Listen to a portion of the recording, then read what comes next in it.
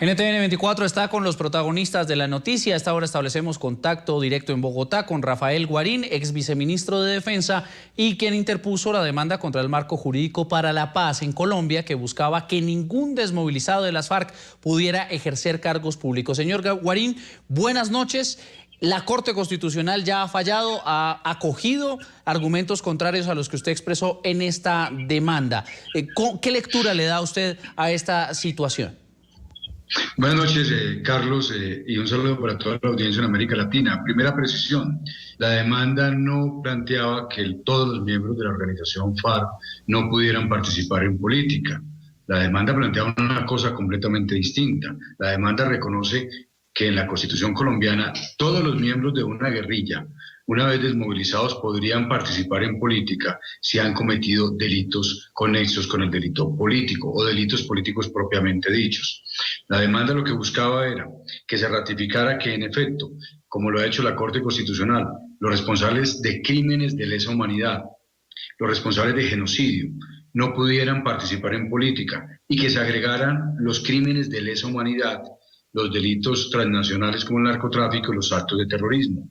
Si bien la Corte se ha limitado simplemente a ratificar la prohibición para autores de crímenes de lesa humanidad y de genocidio, hay dos elementos fundamentales que en respuesta a la demanda constituyen un avance en lo que tiene que ver con el fortalecimiento de la democracia en Colombia y con que no se valide el crimen, que es un medio atroz, como un medio de acción política. ¿Cuáles son estos? El primero, que es necesario, dice la Corte, que se haya pagado la sanción, la condena que se imponga a los criminales, a los miembros de las FARC, antes de participar en política.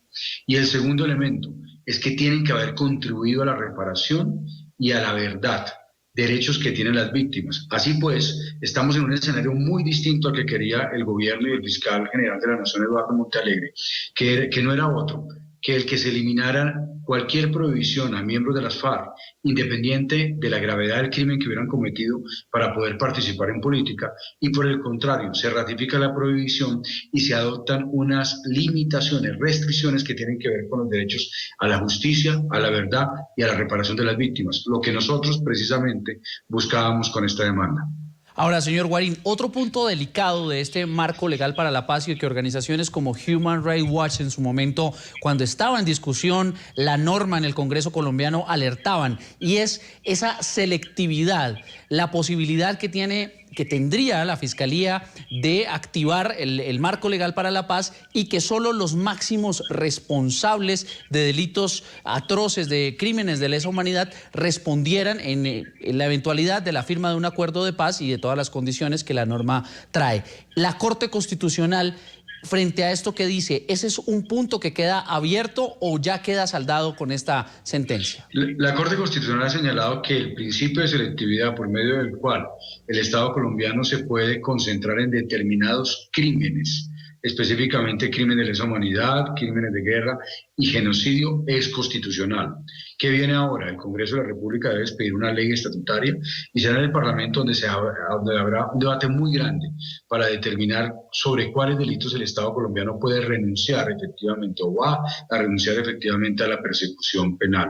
Lo que es una gran discusión en Colombia, porque si bien todos queremos la paz, creemos que la paz no puede basarse en darle impunidad a quienes han cometido crímenes atroces, como tampoco puede basarse en premiar y en validar el crimen atroz como un medio legítimo de acción política. Los señores de las FARC tienen que entender que la sangre de las víctimas no se lava y no se puede lavar con votos. Pero le insisto en los argumentos de Human Rights Watch, que en su momento decía que este marco legal para la paz dejaría expuesto a Colombia a una demanda ante la Corte Penal Internacional. ¿Ese podría ser el escenario que podría enfrentar la justicia colombiana? El señor Vivanco tiene toda la razón. Si el principio de selectividad, el gobierno y las FARC y las mayorías de la coalición de gobierno en el Congreso lo llevan al punto de cubrir con impunidad crímenes de lesa humanidad o crímenes de guerra que aparecen descritos en el Estatuto de Roma, evidentemente Colombia se expondrá a una intervención en el futuro de la Corte Penal Internacional. Lo que hay que entender en Colombia es que hay que hacer la paz y que la paz hay que hacerla bien hecha.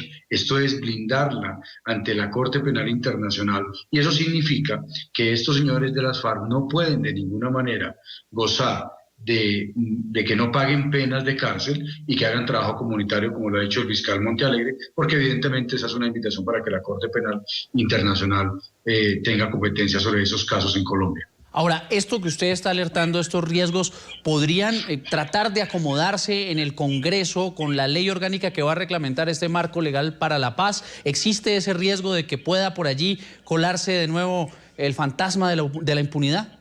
Por supuesto, porque es que el gobierno dice una cosa en público y hace otra cosa por debajo de la mesa. En este caso, por ejemplo, de participación política, el presidente Santos había señalado que los cúpulas de las FARC no llegaría al Congreso en virtud del marco jurídico para la paz. Pero el documento que entregó el gobierno con la firma de 3 de sus ministros y el alto comisionado para la paz a la Corte Constitucional en el trámite de nuestra demanda decía todo lo contrario. Planteaba la tesis de que no debería existir de ninguna manera impedimento para que los miembros de las FARC, sin importar la gravedad de los crímenes cometidos, pudieran participar en política.